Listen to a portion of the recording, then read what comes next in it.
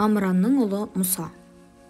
Жүсіп пайғамбар дүние салған соң Мысыр жұрты пұтқа табынып шоқынып кетті.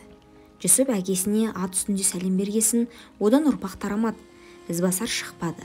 7 жыл аштық кезінде Исраил жұрты Жүсіп пайғамбардың қол астына келіп паналаған еді. Олар да көбейіп бір қауым елге айналған. Бірақ Жүсіптен соң таққа пиғылы нас патшалар келді. Олар өздерін құдай жасады.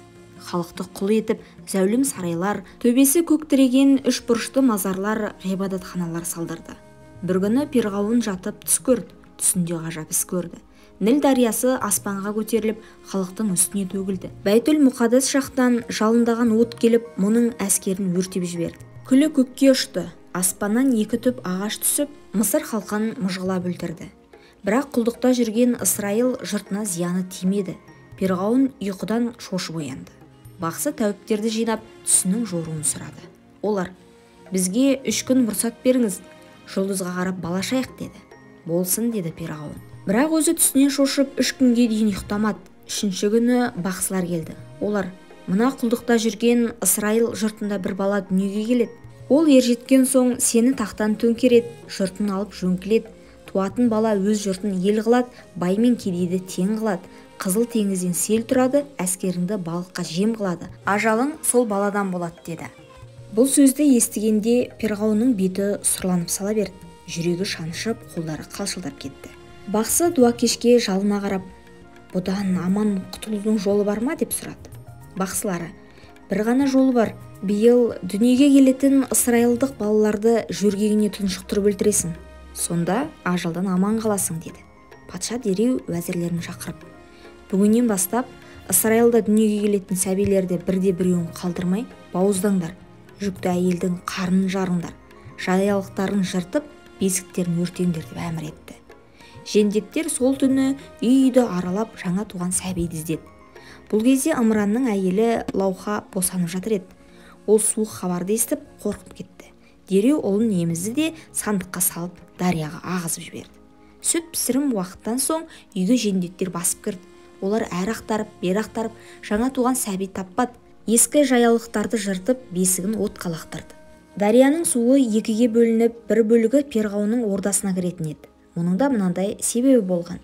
Перғауынның Асияға дейінгі бірінші әйелі қыз туып, толғақ үстінде дүние салады. Жаңа туған қыздың денесін жара басып, жазылмас дертке ұшырайды. Сәуегейлер мынадай ем айтады: жаңа туған сәбидің сілекейі тиген суға шомылса, қыздың жарасы кетеді дейді. Сол үшін Нілдің сағасын сарайға бұрып, соның суына күн сайын қызы шомылдыруға кеңес береді. Перғауын дәл солай жасайды. Қызын күнде суға шомылдыруды Асияға тапсырады. Әдеттегідей Перғауынның қызын суға шомылдырып жатқанда, Ніл өзенінде қалқып жүрген сандықты тауып алады. Асия ішін ашып көрсе, періштедей сүйкімді бір нәресте жатыр. Баланың қылығы тәтті екен. Оны көрген әйел адамның аналық махаббаты оянып сала беретін. Перғауынның әйелі Асияның жүрегі осы балаға байланды да қалды. Оны қимай сарайға әкелді де күтуші қыздарға тапсырды. Асия күн сайын баланың қылығын тамашалап ойнап отыратын болды. Осылайша Перғауын қанша сақтық қылса да, оны жоятын бала патшаның тағының дәл қасында өсіп жатты. Шебер Алла Мұсадай досын Перғауынның сақалының астында тәрбиелеген деген сөз осыдан қалыпты. Асия бөпені емізетін сүт ана іздеді. Көп әйелдің емшегінен бір тамшы сүт тамбады. Тек Мұсаның туған анасы Лауханың ғана омырауы езіліп, сүт ана болып орналасты. Осылайша баласы мен анасы сарайда қайта табысты. Бала жасына қарамастан өте зерек, ширақ екен. Бір күні сәби еңбектеп жүргенде оны Перғауын көріп қойды. Басына мән бермеді. Ол гаремдегі көп тоқалдың бірінен туған өз баласы екен деп қалды. Перғауын сәбиді еркелетіп қолына алып көтеріп еді, ол патшаның сақалын ұстап тартып қалды. Перғауынның жаны шығып кетті. Баланы ала көзімен атып: бұл әлгі түсімде көрген бал емес пе деді де сарайға жендеттер мен бақсыларды шақырды. Асия ара түсіп: жоқ, бақсылар ол баланы Исраил жұртынан дүниеге келеді демеді ме? Бұл сәби Исраилдық емес деді. Уәзірлері: бұл кішкентай болса да қолы қарулы екен. Патшаның сақалынан ұстауға қалайша дәті бар деді. Патша: ем, шақалақ бөпе дұшпандықты біле ме? Ол ненің жаман жақсысын, кімнің патша бақсысын айыра алмайды деді Асия. Перғауын бақсыларына қарап: айтыңдар, бұл баланың тегі не деді. Бақсылар жындарын шақырып, жұлдызға қарап болжай бастады. Сол сәтте Алланың әмірімен бір-бір періште әрбір жұлдыздың бетін көлегейлеп тұра қалды. Сәулегейлер аспанға қанша телмірсе де түк көре алмай қиналды. Перғауын қаһарын төгіп: «Тезірек айт деймін, бұл балада менің патшалығыма қауіп бар ма жоқ па?» деп сұрайды. Сәуегейлер: «Бүгін көкті тұман басып тұр екен, жұлдыздарды көре алмадық, бірақ баладан қауіптенсең, оны сынап көрейік» деді. Перғауын: «Сынаңдар» деді. Сәуегейлер бір табаққа алма, екінші табаққа көмірдің шоғын салып әкеліп: «Бала шынымен зерек болса, шоқты емес алманы алады. Ақмақ болса, шоқты ұстап күйет, зерек болса өлтір» деді. Баланың алдына алма мен шоқты қатар қойды.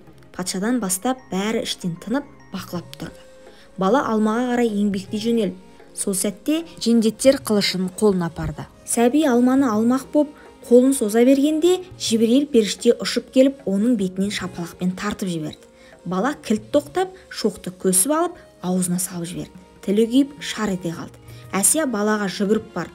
Перғауын ішек-сілесі қатып: «Ай, өлер жерін білмейтін ақымақ бала екен, отты ұстап несі бар?» деді. Әйелі ашуланса да білдірмей: «Енді көзің жеткен шығар» деді, баланы бауырына алып жатып.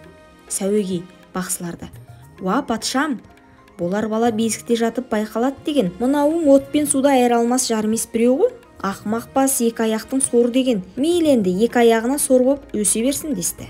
Перғауынның қаупі сейіліп, көңілі орнына түсті. Ұйқысы тынышталып, тәбеті ашылды. Мұсаның шоққа тілі күйіп қалған соң есейгенде сөзін анық айта алмай кекештеніп қалды. Сол үшін Аллах тағала оған інісі Харунды серік етіп қасына қосты. Себебі Харун сөзден түйін түйген туа бітті шешен болатын. Мұсадан хикмет ілімін меңгерген соң аттыға жол, ауыздыға сөз бермейтін нағыз ділмардың өзі болды. Мұсаның Мысырдан қашып шығуы. Мұса Перғауынның сарайында ер жетті. Асия оған өз ұлындай қамқор болды. Мұса күнде атқа мініп ел аралап сейіл құратын. Сарай бектері оған Мысырдың кедейлер тұратын аймағына бармаңыз деп ескертіп отыратын. Бір күні ол сейілдің қызығымен шаһардың Рабат бөлігіне аяқ басып еді, тозаққа түсіп кеткендей таң болды. Құр сүйегін сүйретіп жүрген аш-жалаңаш адамдарды, үстін қотыр басқан балаларды көрді. Ерлері қара жұмысқа жегіліп, таудың тасына зәулім ғибадатхана соғып жатыр. Әйелдері бүкірейіп егін егіп жүр.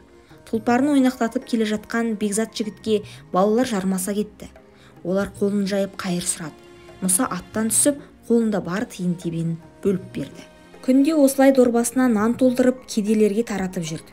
Асия анасының сыйға тартқан алтын күміс заттарын ақшаға айналдырып, оларды аш-жалаңаш міскіндерге бөліп берді. Бір күні кедейлерге қарасып, жетім балаларының қотырын емдеп жүреді, жылаған әйелдің дауысы естіді. Оны біреу боқтап, боршалап сабап жатыр екен. Мұса дауыс шыққан жаққа тұра ұмтылды.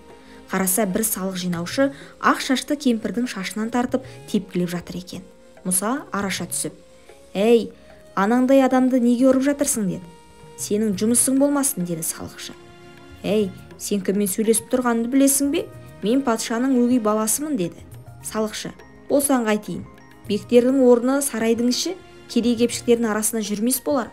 Маған бұйрықты патшаның өгей баласы емес, патша ағзамның өзі берген» деп кейуананы тепкілей берді. Мұса оның желкесінен ұстап тартып қалғанда ол жерге жалп ете қалды. Мұса ет жеңді, білектері қарулы, екі иығына екі адам мінгессе де қиналмай көтере алатын алып күш иесі еді. Салықшының жанында жандай шаптары бар еді. Ол: «Ұстаңдар мынаны» деді. Жендеттер Мұсаға бата алмады. Перғауынның өгей ұлына тиісіп, басымыз бәлеге қалар деп қауіптеніп, кейін шегінді. Салықшы бажылдап: «Сен неге кедей-кепшікті қорғап тұрсың? Құдай оларды бізге құл етіп жаратқан. Оларды тепкілеп өлтірсек те ит құрлы сұрауы жоқ» деді. Мұса бұл кезде кейуананың орнынан тұрғызып, жарасын таңып жатқан. Қанып безер салықшы қойынан қанжарды алып, Мұсаның жон арқасынан ұрып өлтірмек болды. Сол сәтте зәйтүн майының жерге төгілген қалдығына шалынып құлады да тіл тартпай кетті. Бұл ажал Алладан тіке түскен пәрмен болды. Себебі Мұса жанына келіп, оның басын көтерді. Елеусіз жатқан үшкір тасқа дәл қара құсымен барып қадалыпты. Жендеттер оны көріп қаша жөнелді. Ұшайын деп тұрған бүркітті таяқпен түртіп үркітті деген. Салықшыға не сарай бегіне болсарын білмей қорқып тұрған жендеттер істің ақ қарасын айырғанда жоқ. Мұса құлдарға болысып патшаның салықшысын сабап өлтірді деп жеткізіп барды. Перғауын мұны естіп қаһарына мінді. Себебі о заманда бұ заман кедейді қорғап оған болысу бектердің салтында жоқ еді. Ол: Мен бұл балаға сарайымнан төсек бердім, дастарханынан ас бердім, оған бектік мәртебе бердім. Бірақ құл кедейге болысу біздің дәстүріміз емес. Онымен қоймай салықшымды өлтірді. Салықшым мен үшін ақша жинап, қазынамды толтырады. Мұның бұл ісі менің қазынамды қосыққанмен бірдей. Мұсаны тауып дереу жазалаңдар деп әмір етті. Мұны Мұсаның өгей шешесі Әсия естіп қалды. Ол ұлын қатты жақсы көретін еді. Сарайдың жасарын есігінен шығып, кедей-кепшік қоныстаған мекенге келді. Мұса сол жерде отыр екен. Әсия оны құшақтап, маңдайынан сүйді де: «Мұсажан, сен маған өз ұлымдай болып кеттің. Сені алғаш көргенде Құдайдың маған жасаған сыйы деп ұқтым. Өгейлігіңді білдірмей өсірдім. Ешбір күңім саған қабақ шытпады. Өзім шомылдырып бесікте бөледім. Текті биенің қымызын өзім сауып ішкіздім. Астың асылын беріп, тонның қамқасын кигіздім. Жеміс-жидектің тәттісін жегіздім. Перғауынның кәрінен, залымдарының шәрінен, бақсы дуакештің зәрінен сақтадым. Дау жанжал туса да сені жақтадым. Бұл жолда алған бетімне қайтпайым. Сенің пәк жүрегіңе сенемін. Бірақ сені енді қорғауға күшім жоқ. Перғауын сені жазалауға әмір берді. Есің барда елің тап. Жендеттердің көзіне түспей басың ауған жаққа қарай шап, деді. Мұса ақталып бірдеңе демек болып еді. Анасы: «Ұлым, мен саған сенем. Жүрегім алдамаса перғауынды тақтан тайдыратын, әлсіздерді жақтап тойдыратын сен боласың. Азығыңды қамда, жолыңнан қалма», деді. Әсия ақ шытқа түйіп ас ауқат әкеліпті. Онысын ұлына берді. Мұсаның Шұғайыпқа келуі. Мұса шешесімен қоштасты да шығысты бетке алып жүре берді. Шөл далада аты қаталап өлді. Өзі де әбден шөлдеп, арып ашып, табаны ойылып бір құдықтың басына келіп тоқтады. Адам қатты шөлдеп келіп, сіміріп су ішіп өліп кететінін білетін. Сондықтан ұрттап қана ішіп, ағаштың түбінде жан шақырып отырды. Бір кезде бір қора қой айдаған шопандар келді. Олар құдықтан мал суарған соң үлкен бір қой таспен құдықтың аузына жауып кетіп қалды. Артынша қойларын айдап екі қыз келді. Құдықтың бетіндегі тасты көріп, екеуі жылай бастады. Мұса түсінбей: «Әй қарындасым, неге жылайсыңдар?» деді. Қыздар басын көтеріп қарағанда ағашқа арқасын сүйіп отырған дәруішті көрді. «Мына дәутасты қаскүнем қойшылар қойып кетіпті. Олар бізден үнемі жайылымға суға таласып жүреді. Біз олардан бұрын келіп қойды суарып алатын едік. Бүгін әкемізге ас ауқат береміз деп кешігіп қалдық. Енді қойымыз шөлден қаталап өлетін болды», деді. «Жыламаңдар, Құдай қуат берсе қой тасты көтеріп алып тастайым», деп Мұса орнынан сүйретіліп тұрды. Қыздар оның түрін көріп іштей: «Әй қайдам, мына пақыр өз денесін әрең көтеріп тұр ғой», деп ойлады. Себебі бұл тасты 5-6 қойшы жабылмаса көтере алмайтын еді. Мұса да тәлтіректеп құдыққа зорға жетті де: «Уа жасаған, өзің қолда», деп дұға етті. Сол сәтте бойына ғайыптан күш бітті. Ол бар даусымен әуіп деп тасты көтеріп алды да көкірегіне қондырып алысқа атып жіберді. Тас қозыкөш жерге барып топ ете қалды. Қыздар дәруіштің күшіне қайран қалды. Мұса: «Енді тасты мұнда әкеліп құдықты біте алмайды. Қойларыңды суарыңдар», деді де қауғамен су тарта бастады. Қойлар шөлді қанғанша су ішті. Қыздар алғысын айтып кете барды. Үйіне келген соң олар болған жайды әкесіне жарыса баяндады. Қайдағы бір дәруіштің қойдай тасты алысқа лақтырғанын жарыса баяндады. Қыздардың әкесі Шұғайып деген пайғамбар еді. Ол: «Дәруіш қайда қалды?» деді. «Құдықтың басында отыр», деді қыздар. «Неге қонаққа шақырмадыңдар?» «Үйге бейтаныс еркекті ертіп келгенге сізден ұялдық». «Ертіп келіңдер, жапан дүзде жалғыз қонбасын, бір қонағасын жеп кетсін. 40-тың бір қыдыр, 1000-ның бірі уәли болар», деді әкесі. Қыздың үлкенінің аты Сапура еді. Ол жүгіріп отырып дәруішке келді. Мұса орнынан тапжылмай отыр еді. Қыз келді де: «Ата, сізді әкем үйге қонаққа шақырып жатыр», деді. Бұл кезде Мұсаның сақал мұрты қауғадай, шашы қоғадай болып өсіп кеткен еді. Киімі күн мен желден әбден тозып, сетінеп жыртылыпты. Түрін көрген адам оны 25-тегі жігіт емес, 60-тағы қария деп ойлар еді. Мұса үн-түнсіз орнынан тәлтіректеп әрең тұрды. Қыз алдыға түсіп жол бастайын деп еді. Мұса қолын көтеріп: «Мен сенің соңынан жүрсем денеңе қарап кінәлі болармын. Алдыңа түсіп жүрейін», деді. Қыз келісті, дәруіштің соңына ерді. Шұғайып та қонағын алыстан сынап тұр еді. Оның алда келе жатқанын көріп, ішінен бұл не болса да текті тұқымнан болды-ау деп шамалады. Мұсаны құшақ жайып қарсы алды. Бір бөлмесіне су жылтып берді. Мұса жуынып, сақал шашын қырды, таза киім киді. үстіне әтір сеуіп сыртқа шықты. Шұғайып қонағын төрге отырғызып бір қойға бата сұрады. Қойды сойып етін қазанға салды да ет піскенше қонақтан сыр тартты. Мұса болған жайды алып қоспай баяндап берді. Шұғайып: ер жігіттің басына не өтіп не кетпейді, шын асылдар бірін-бірі шеттетпейді. Сөзіңе қарасам барар жер басар тауың жоқ сияқты. Әзірге менің үйімде қала бер деді. Мұса үнсіз келісті. Бір апта ыстық сорпа ішіп әл жинады. Қушиған жағы мен шүңіреген көздері ет жинады.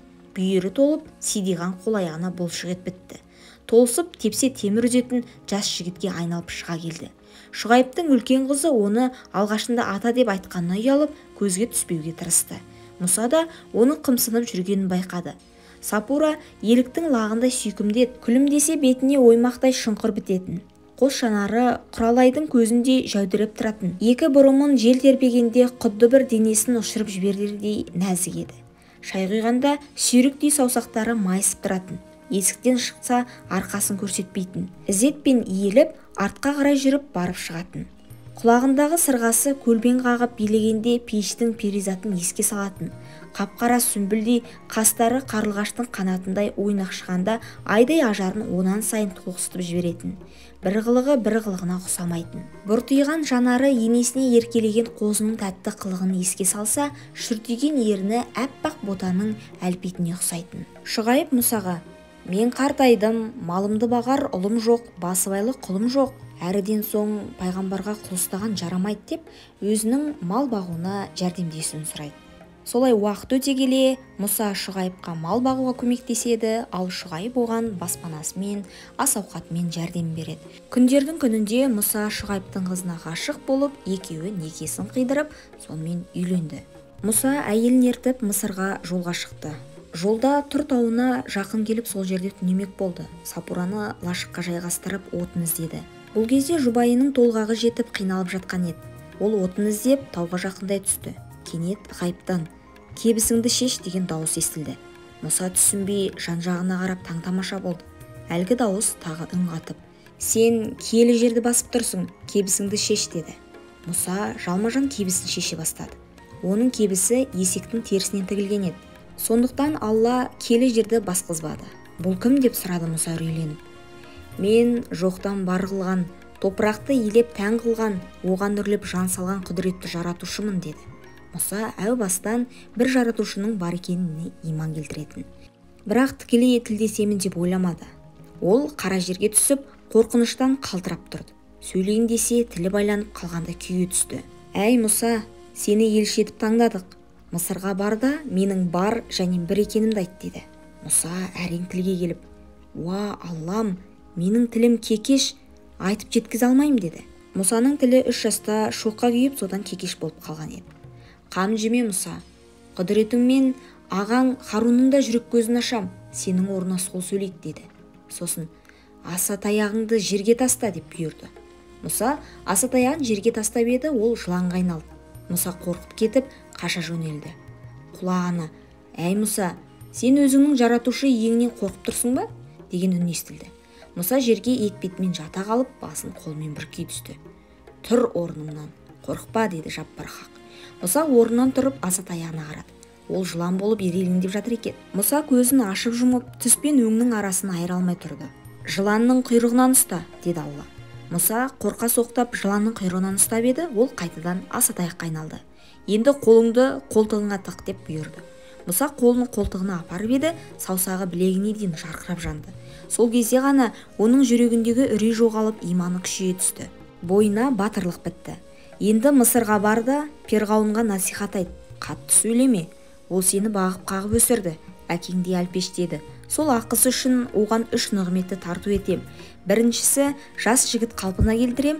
Екінші шығыстан батысқа дейінгі бүкіл жердің билігін берем. Үшінші қазіргі келген жасына дейін ғұмыр берем.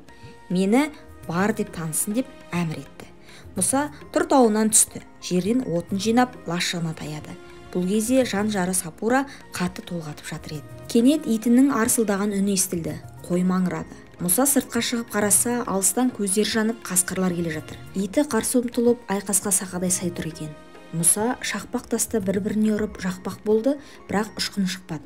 Осы кезде әйелдің де қиналған жан дауысы шықты. Мұса не істерін білмей қатты састы. Сол сәтте көз ұшында от көрінді. Жүгіріп қараса, жерге жаншылып тұрған Асатаяқ екен. Асасының басы от сияқты жанып тұр. Мұса оны жұлып алып қасқырларға қарсы шапты. Қорқаулар қашып кетті. Еті жеңіл жараланып аман қалды. Лашынға кірсе, әйелі аяқ-қолын бауырына алып аман-есен босанған екен. Қауіп пен қатерден аман қалғанына шүкіршілік етіп, Мұса 4 мәрте сәждеге бас қойды. Осыдан бастап құптанның 4 рәкат парызы пайда болыпты. Мұса Мысырға қарай сапарын жалғай берді. Асатаяғы мінсе көлік, жесе ас, ішсе сусын қайналды. Жерге жаншыса, заматта одан жеміс өсіп шығатын болды. Жер дұрса бұрқырап бұлақ ақты. Жерге тастаса шыр айналып тегіс жол көрсетті. Бұл кезде ағасы Харун да түс көрген еді. Түсінде бір адам: "Інің Мұса келе жатыр, алдынан шығып қарсы ал" деді. Харун ертесіне күншығысқа қарап жол тосты. Кенет алыстан 2 адамның сұлбасы көрінді. Харун қарсы алып: "Жол болсын жолаушы, қайдан келесің?" деді. "Медиан шаһарынан келеміз" деді Мұса. "Шұғайып пайғамбардың Мұса деген қойшысы бар екен, көріп білгендерің бар ма?" деп сұрады. "Мен өзімнен басқа Мұсаны танымаймын" деді жолаушы. "Менің есімім Харун, естуің бар ма?" деді. "Ендеше мен ініңіз боламын" деді Мұса.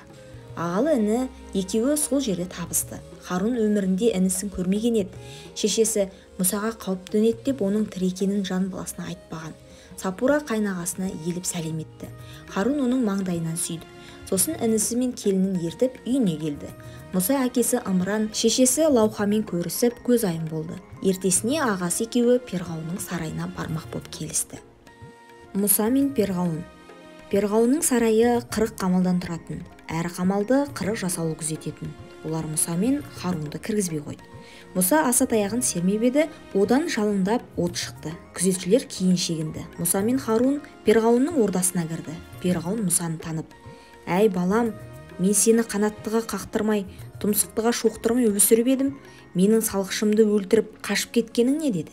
Мұса: "Сенің салықшың құзыретін асыра биледі, әлсізді еледі. Кедей халықты тонады, көкірегін аш көздік дерт торлады. Оның өліміне жұрт қуанбаса қайырған жоқ" деді. "Енді не үшін келдің?" деп сұрады. "Жаббар хақтың сәлемін ала келдім. Оны бар және бір деп таны" деді. Перғауын қарқылдап күлді. "Жер мен көкті мен жараттым. Сенің де құдайың мен.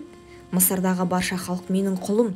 Егер елші болғың келсе, менің сөзімді ел арасына таситын елшілік шенді берейін" деді. Мұса Перғауынға қатты сөз айтпады. Алланың өгей әкеңмен жұмсақ сөйлес деген әмірін көкейіне тұтты. "Менің құдайым 18 000 ғаламды, жер бетіндегі барша адамды жаратты. Ал сен құдай болсан өзіңнің қарттығын тоқтата аласың ба? Тісің қаусап, қатары сиреді, 12 мүшеңді әлсіздік биледі, жүзіңді әжім торлады, күн сайын уақыт қуатыңды ұрлады. Шашың мен сақалың ағарды, жасты ғұмырың сағымдай өтіп барады.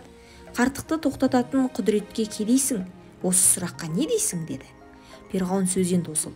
Жанында тұрған жендеттеріне қарап иегін бұлғап еді, олар қылышын шығарып Мұсаға тап берді. Мұса Асатаяғын жерге тастады. Ол заматта аждахаға айналып дұшпанға сес көрсетті. Жендеттері қорыққаннан сыртқа қашып жөнелді. Перғауын тағының артына тығылып: "Маған бір күн мұрсат бер, сосын сенің пайғамбар екеніңді мойындаймын" деді. Мұса кеткен соң Перғауын уәзірлер мен сәуегейлерін шақырды. Сәуегейлердің ішінде 40 сиқыршы бар еді. Олар: "Патша ағзам, Мұсаның жасаған сиқыр, ондай кереметті біз де істей аламыз" деді де таяқтарын тастап еді, олар жыланға айналып кетті. Мұны көріп Перғауын көңілі орнына түсті. "Бәсе, өзімде сиқыр шығар деп ойлап едім. Ол біреуден сиқыр үйреніп келген болды ғой. Ертең осы сарайда болыңдар. Мұса келгенде сиқырларын көрсетіп күш сынасасыңдар" деді. Шайқас ертесіне басталды. 40 сиқыршы таяғын лақтырып жіберіп еді, олар 40 оқ жыланға айналып Мұсаға айбат шекті. Көзімен атып, сәл қимылдаса бас салып шағуға әзір тұрды. Мұса сасқан жоқ. "Уа Аллам, өзің жар бол" деді де Асатаяғын жерге тастады. Ол заматта жан кіріп, алып аждахаға айналды. Аузын ашқанда от шығып, қарсы алдында тұрған 3 жыланды өртеп жіберді. Оттың жалыны қатты болғаны сонша тек күлі ғана үгітіліп жатты. Аждаха оң жағына қарады да тағы бір жыланға қабағын иттей ар етті. Азулы тісімен әлгі жыланның басын мыжып шайнап тастады. Сол жағына 5 жылан шабуылдамақ болған еді, аждаха құйрығымен сабап ұшырып түсірді. Сиқыршылар дауыстап сиқырларын оқи берді. Сиқырдың қуатынан күш алды ма, өзге жыландар жан-жақтан лап қойып аждахаға жабылды. бірі тістеп, бірі шағып, бірі буындырып алысып жатты. Бір қызығы, олардың шаққан уы аждаһаға шыбын шаққан құрлы әсер етпеді. Ол жыландарды шетінен тістеп, шайнап, отқа өртеп жұта берді. Оны көргенде сиқыршылардың тізесі дірілдеп, қолы қалтырап, жүрегін үрей шалды. Перғауынды зәр түбіне жетті. Мұсаның асатаяғы бүкіл жыланды жер жастандырып, перғауынның тағына қарай жылжи берді. Патша қолмен бетін көлегейлеп: «Ойбай, Мұса, құлың болайын, мына бәлеңді құрт» деп жалынды. Мұса аждаһаның құйрығынан ұстағанда ол қайтадан асатаяққа айналды. Сиқыршылар бұл кереметті көріп, жерге жата қалып құлды құрды. Тілін кәлимаға келтіріп, момынға айналды. Сол сәтте олардың жүрегінде ізгіліктің дәні бір жарып жатты. Перғауын аждаһадан құтылған соң: «Ойпырмай, сенің сиқырың неткен күшті еді. Мына сарайымда арамдық болып жүрген жалған сиқыршылардың кереметін күл етіп, әшкересін шығарды. Бұларды сарайдан қуып, сені бас сиқыршы тағайындайын» деді. Мұса: «Әй Перғауын, бұл сиқыр емес, Құдайдың маған берген мұғжизасы. Маған ешқандай да шен-шекпенің қажеті жоқ. Сенің патшалығыңнан Құдайдың қарабет құлы болған әлдеқайда жақсы» деп жауап берді. «Ендеше асатаяғыңды сат, көтер алғанша алтын берейін» деді. «Әй Перғауын, сенің көңіл көзің емес, бас көзіңде соқыр болыпты. Керемет асатаяқтың бойында емес, құдіретті Алланың қолында» деді Мұса. «Асатаяқтан басқа қандай кереметің бар, көрсетші» деп сұрады. Мұса оң қолын қолтығына тығып еді, қолы күндей жанды. Бұл мұғжизаны көріп, сиқыршылар оны анық мойындай бастады. Алайда Перғауынның жүрегі соқыр еді. Ол Мұсаның мұғжизасын сиқырмен шатастыра берді. «Әй, сен бір күшті сиқыршыдан өнер үйреніпсің. Кімнен үйренгеніңді айтшы, мен де үйренейін» деді тамсанып. «Әй Перғауын, мен ешкімнен сиқыр үйренбедім. Бұл кереметтер құдіретті Құдайдың қалауымен болып жатыр» деп жауап берді. «Сенің Құдайың қайда? Мен де осы Мысыр халқының Құдайымын. Қане, сенің де Құдайыңмен танысайын» деді. Мұса: «Менің Құдайым Ләмакан. Мекен жайы жоқ. Әлемнің ішінде, тысында да емес. Әлемнің іші тысы бәрібір өзі» деп жауап берді. «Әй Мұса, сенің не қалап тұрғаныңды түсінбедім. Алтын берсем алмайсың, шен берсем бармайсың. Қайдағы бір Құдайды айтасың? Адамның өмірдегі арманы байлық пен мансап емес пе? Одан басқа адамға не керек? Сен маған бір апта уақыт берші, уәзірлермен ақылдасайын, сенің сөзіңді қортайын» деді. Мұса келісті. Перғауын құлдарын шақырып: «Дереу үлкен мұнара соғыңдар. Мен соған шығып Мұсаның құдайын тауып алайын». Әлгі Мұса құдайының қайда екенін айтпай, менен жасырып бақты. «Меніңше ол аспанда отыр» деді. Құлдар сол күні-ақ мұнараның іргесін соғып бастап кетті. Бұл жұмысқа 30 000 құл жегілді. 3 күннің ішінде бұлттан асатын мұнара соғып бітті. Перғауын мұнараның төбесіне шығу үшін 3 күн жүрді. Бір күн жүргенде ұшып бара жатқан құстарды көрді. Екінші күні қаптаған бұлттарды көрді. Үшінші күні аспандағы жұлдыздарға жақын келді. Ұшар биігіне шыққан соң айналасына қарап Құдайды іздеді. «Әй, Мұсаның Құдайы қайдасың?» деп айғайлады. Оған ешкім үн қатпады. Әрі-бері алақтап жан-жағына қараған соң: «Өй, мына Мұса сиқыршылығымен қоса су айт екен, маған өтірік айтыпты. Ешқандай Құдай жоқ екен» деп төмен түсе бастады. Кенет көзі жерге түсіп еді, Мысыр шаһары құмырсқаның ұясындай боп көрінді. Сол сәтте кеудесіндегі тәкаппарлық асау аттай тулап қоя берді. «Бәсе, бұл әлемде өзімнен басқа қандай Құдай бар еді?» деп масаттанды. Бір апта уақыт өткесін Мұса мен Харун сарайға келіп, Перғауынды күтіп тұрған еді. Патша мұнарадан түскен бетте сарайына келіп: «Әй Мұса, мен кеше ұшқан құстан да, көшкен бұлттан да асатын мұнара соқтырдым. Төбесіне шығып сенің Құдайыңды іздедім. Әрі-бері айғайлап едім, ешкім үндемеді. Сен де өтірік соғатын болыпсың. Егер Құдайың бар болса, мен көрер едім ғой. Көзім көрмей көңілім сенбейді. Жандарыңның барында сарайдан жоғалыңдар. Енді келетін болсаңдар, бастарыңды алам» деді. Мұса мен Харун кері қайтты. Үйіне келіп Мұса мұңайып отырды. Оның жанына Жибрил періште келді. «Әй досым Мұса, неге мұңайып отырсың?» деп сұрады. «Алланың ымбалын түсінбедім. Перғауын өзін Құдай санап шектен шықты. Оны неге жазаламайды? Керісінше оның жасына жас, тағына тақ, дәулетіне дәулет қосылып жатыр» деді шарасыз күйде.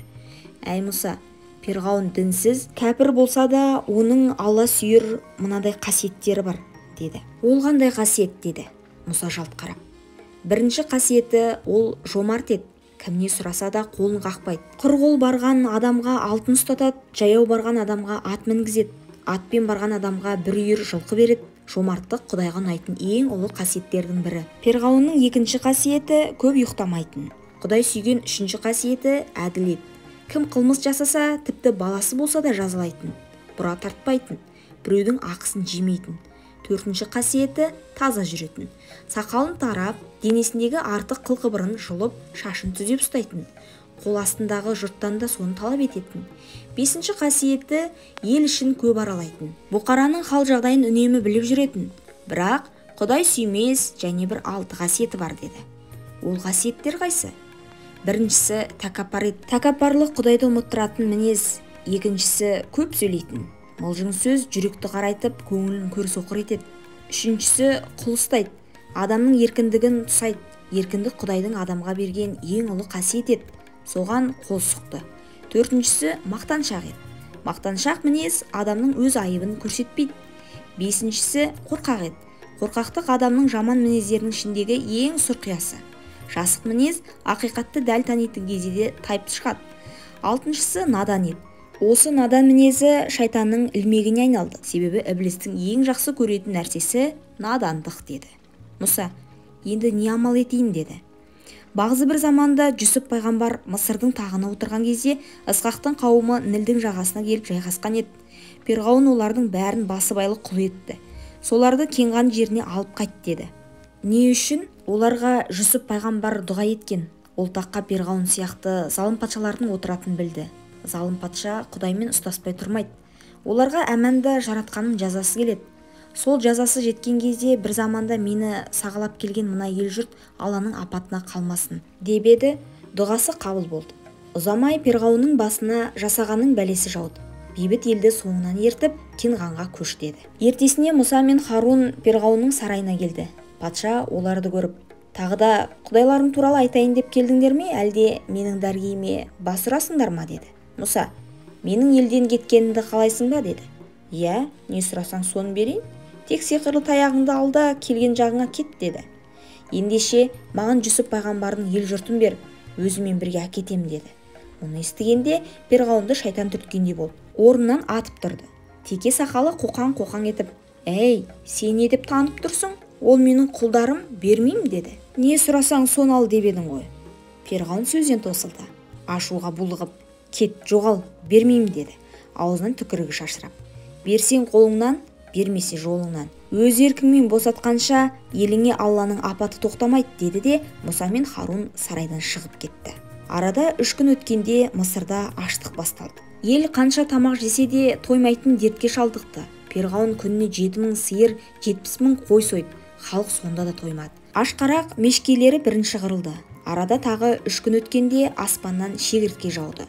Олар бүкіл егінді тамырымен қоса жеп қойды. Жуан жіңішкеріп жіңішке үзілуге таяды. Ел топырлап Перғауынның сарайының алдына келді. «Уа патша, сен анық Құдай болсаң мына аштықты тоқтат» деді. Перғауын қамбадағы бүкіл бидайды таратып берді. Жүсіп пайғамбар патша болғалы бері Мысырда мынадай дәстүр қалыптасқан еді. Патшалар 7 жылға жететін азық қорын сақтайтын. Сол үшін заманында Жүсіп пайғамбарлар алып қамбарлар салған деседі. Перғауын 7 жылдық азықты халыққа таратып берді. Бірақ ол астығының өзі 7 күнге ғана жетті. Елдің араны ашылып кеткендей. Арада тағы 3 күн өткенде Ніл өзені қызыл қанға боялды. Мысырдағы бұлақтар мен су көздері қызыл реңге бөленді. Жұрт не істерін білмей тағы қысылды. Су ішуге жарамады. Енді аштықтың азабына қосылып халықты шөл қысты. Арада тағы 3 күн өткенде ауру қаптады. Тіпті Перғауынның ұлының денесіне жара қаптап төсектен тұра алмай қалды.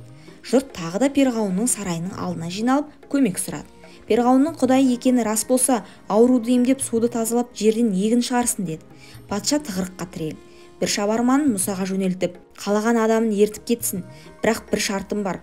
Мысырдан көшкен адам бүкіл дүние мүлкін тастап кетеді. Тіпті жарты күлше нан әкетуге де тыйым саламын деді. Мұса бұл хабарды естіп, бүкіл халыққа жар салды. Соңынан ерген жұрты ертесі күні Мысыр елінен көшіп бара жатты. Ысқақтың қауымы Кенған даласына қарай жолға шықты. Жұрттың көңілінде үрей еді. Еті құлдыққа әбден үйреніпті, санасын қорқыныш билеген. Жүрегінде батырлықтың ұшқыны да жоқ. Жасқаншақ, надан болып қалған. Азаттықтың атына міне алмады, құлдықтан шынжырын үзе алмады. Құдды бір Перғауыннан ажыраса аштан өліп қалатындай сезінді. Оларды Мысырдан алып шығу Мұсаға оңай болмады. Ағасы Харун екеуі әр үйге бас сұғып көңілдеріне үміттің отын жаға берді. Ел жұрт дайын болғанда жолға шыға бастады. Кенет Мұса пайғамбарға Жибрил періште келіп: «Әй Мұса, Мысырда бабаң Жүсіптің сүйегі қалып барады, кәуірдің қолына тастамай өзіңмен бірге әкет деді. Мұса бұқараны жинап, әзіреті Жүсіптің қабірін кім білет деп сұрады. Ешкім үндемеді. Себебі ұрпақтан ұрпақ ауысып, заманнан заман озған соң Жүсіптің мазарының қайда екенін жұрт ұмытып қалған еді. Мұса бүкіл Мысыр халқына жар салды. Бір кезде оған 90-нан асқан кейуана келіп, әй балам, бабаң Жүсіптің қай жерге көмілгенін білем. Әкем марқұм айтып отырушы еді, ол өзінің әкесінен естіпті. Бірақ мен саған бірден айтпайым, саудаласам. Егер менің арзуым, тілегімді Құдайға жеткізсең, моланың орнын көрсетемін деп шарт қойды. Мұса келісті. Қандай арманың бар деді. О дүниеде сенімен көрші болғым келеді. Құдайдың досымен дос, көрші болған адамның екі дүниеде де бақытты болғанын білем. Осы тілегімді Тәңірге жеткіз деді. Мұса дұға қылып еді, Жаббар-Хақ сол заматта қабыл етті. Кемпірдің көңілі орнына түскен соң таяғына сүйеніп Ніл өзенінің жағасына келді. Мұса балам, Жүсіптің моласы осы Ніл өзенінің орта тұсында жерленген. Саусақпен шошайтып көрсете алмайым. Қабірге қол шошайтуға болмайды. Тас лақтырып қана белгісін білдіре алам деді. Сөйтті де жерден теңгедей тас алып суға лақтырып жіберді. Жүсіптің моласы табылған соң Мұса Алладан жәрдем сұрады. Сол кезде Нілден үлкен жайын шықты. Ол аузын ашып еді, Жүсіптің мүбәрәк денесі көрінді. Баяғы заманда Жүсіп атасына аттың үстінде сәлем берем деп әдепсіз қылық жасаған еді. Сол үшін де Құдай оның денесін шірітіп, сүйегін қуратып жіберген болатын.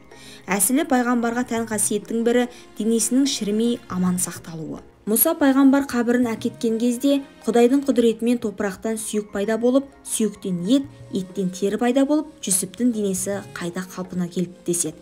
Мұса денені арбаға салып жолға шықты. Мұса көштің алдында, Харун артында жүрді. Ешкімнің шаршап, құлап, көштен қалып кетпеуін қатаң бақылады. Көктен қара бұлт пайда болып, оларға жол көрсетіп отырды. Перғауын Ысқақ әулетін құлдықтан босатқанымен көңілінен босатпады. Оларды орта жолда қырып салуды ойлады. Әскеріне әмір беріп 70 000 қол жинады. Сарбаздар сақадай сай болғанда әскерді өзі бастап жолға шықты. Харун алыстан ат дүбірін естіп, арттан қуғыншы келе жатқанын түсінді. Дереу інісіне хабар берді. Көштің басы Құзым теңізіне жетіп те қалған еді. Көпірден айналып өтуге уақыттар. Перғауынның жасағы жетіп алып ұрыс салуы мүмкін. Халық қуғыншылар жайлы естігенде үрей ұшып, не істерін білмей сансырады. Біреуі Перғауынның алдынан шығып, аттың айыбын төлеп кешірім сұрайық деді. Екінші біреуі қойын қонышқа тыққан алтындарын шығарып, жанымызды сатып алайық деп жар салды. Үшінші бірі Мұса мен Харунды байлап, ұстап берейік те ажалдан құтылайық деп сөз байласып жатты. Мұса қолын жайып, уа Аллам, қысылғанда қолдай көр деп дұға етті. Сол сәтте Жебірейілден хабар келді. Ол асаңды дарияға сілте деді. Мұса асасын сілтеп еді, дарияның суы бөлініп 12 жол пайда болды. Жолдардың арасында сулар мұз боп қатып, ақпай тоқтап қалды. Құдайдың әмірімен күннің көзі қатты қызып, дарияның табанын құрғатып жіберді. Батпақ кеуіп Сахараның құмына айналды. Мұса бисмилля деп дарияның ішіне түсті де жол бастады. Көш соңынан ерді. Жүрегін қорқыныш басқан жұрт асығыс үсігіс дарияға лап қойды.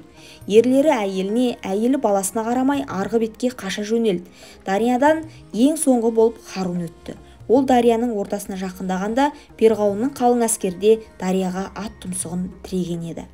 Олар ойланып тұрмады. 12 бөлік жолға түсіп, көшті қуалай берді. Жебірейіл Мұсаға, асаңмен дарияны ұр деді. Мұса сілтеп еді, дария кенеттен оянып кеткендей буырқанып тасып өршелене ақты. 12 жол қайтадан сумен жабылып қалды. Перғауынның әскерін су шайып кетті. Кейбірі малтып жағаға шықпақ болған, бірақ асау ағын бас көтертпеді. Перғауынның өзі де суға тұншығып өлетін халге жетті. Сол сәтте Құдайы еске түсіп, уа жаратқан ием, барлығымен бірлігіңе бас ұрайын, мені құтқар, не үшін суға тұншықтырдың деп зар жылады. Сол сәтте Жебірейіл періште пайда болып, оған бір қағазды көрсетті. Перғауын қарап еді, өзінің қолымен мөрін көрді. Бір заманда Жебірейіл періште Перғауынға адам кейпінде келіп, уа патша, менің бір құлым бар еді, сол айтқан тілді қылмады, менің атымды жамылып айналаны жалмады, өзін қожайынмын деп атады. Тыйымнан аттады. Оның жазасы қандай болмақ деп сұрады. Перғауын, ондай құлды Құзым теңізге тұншықтырып өлтіру керек деп пәтуа айтты. Жебірейіл, ендеше маған бір парақ қағазды осы пәтуаны мөрлеп беріңіз деді. Перғауын қағазға жазып, өзінің мөрін қойды да Жебірейіл періштеге берді. Перғауын тәкаппар надан болса да, бір Құдайдың барын көңілмен сезетін. Ол Құдайға жалынып, Уа Құдайым, мені о дүниеде қалай жазаласаң да өз еркің, бірақ мына әлемнің билігін маған бер. Қалағанымша билеп төстейін, білгенімді істейін, тіпті ажалымды да өзім таңдайын дейтін. Аллах тілегін қабыл етті, әлемнің билігін берді. Өзін Құдаймын десе де еркін шектемеді, тіпті ажал сәтінде өзінің таңдауына берді. Жебірейілді адам кейпінде жібергенде перғауын өзіне өзі жаза кескенін сезбеді. Осылайша құлзым теңізге тұншықтырды. Перғауынға қосып 70 000 жасақты жер жастандырғасын құлзым теңізі Қызыл теңізі болып аталды. Яғни қан толған қып-қызыл теңіз деген мағынадан шыққан еді. Жаны шығар сәтте перғауын иман айтып сәждеге кетеді. Жебірейіл періште Құдайдың азабын көргеннен кейін айтқан иманның пайдасы болмайды деді де перғауынның аузын лаймен ұрады.